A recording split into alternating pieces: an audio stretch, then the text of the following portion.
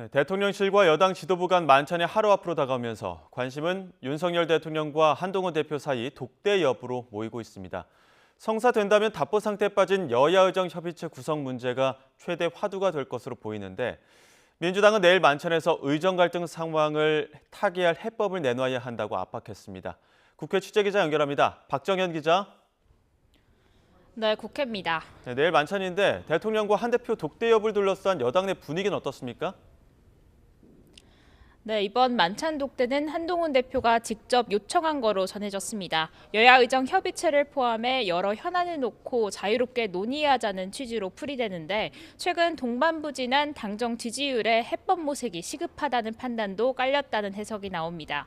당 지도부 관계자는 통화에서 단지 당정 화합을 강조하는 수준의 메시지를 낼 만한 정도의 예사로운 상황이 아니라고 강조했습니다. 만만치 않은 현안들이 산적한 만큼 식사만 하는 건 국민도 납득하기 어려울 것이라고 요청 배경을 설명했는데요. 독대가 이뤄진다면 한 대표는 2025년 정원 조정 문제에 대통령실에 보다 유연한 태도 변화를 요구할 거란 전망이 많습니다. 여당 지도부 내에선 이번 독대를 계기로 의정 갈등 해결에 용산이 힘을 실어주길 내심 바라는 기류도 읽힙니다. 다만 이 모든 건 독대가 성사됐을 거란 가정이 붙는데 일각에선 요청 단계부터 언론에 새어나간 걸 두고 대통령실이 불편한 기색을 내비친 만큼 부정적인 관측도 적지 않습니다. 한 대표 측 관계자는 통화에서 독대를 거부한다면 한 대표와 대통령 모두의 타격이 적지 않을 것이라며 당정 지지율이 더 곤두박질칠 수 있다는 전망도 내놨습니다. 협의체 구성에 다소 소극적이었던 민주당도 어제 이재명 대표가 의협회장을 면담하는 등 움직임이 빨라지는 모양새입니다. 어제 자리에선 정부를 제외한 여야 의만이라도 협의체를 내야 한다는 제안도 나온 것으로 알려졌습니다. 이와 함께 민주당은 오전 기자회견을 열고 이번 만찬이 성과 없이 배만 채우는 자리로 끝나선 안 된다며 의료 대란을 해결한 성과를 내놔야 한다고 거듭 강조했습니다.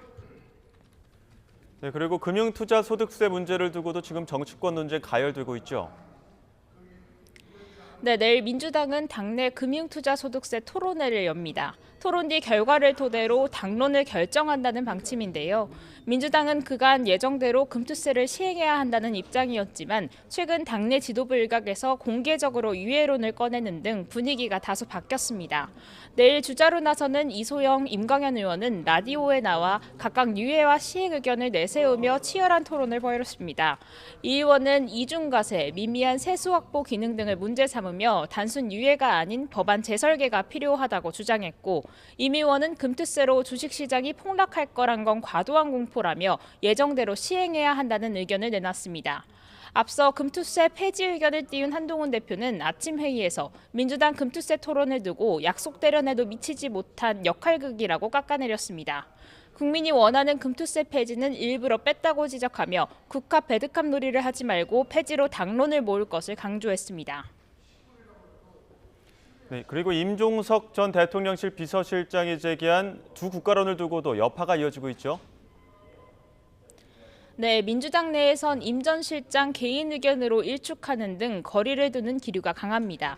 이재명 대표는 관련해 별도로 공식적 언급은 하지 않고 있습니다.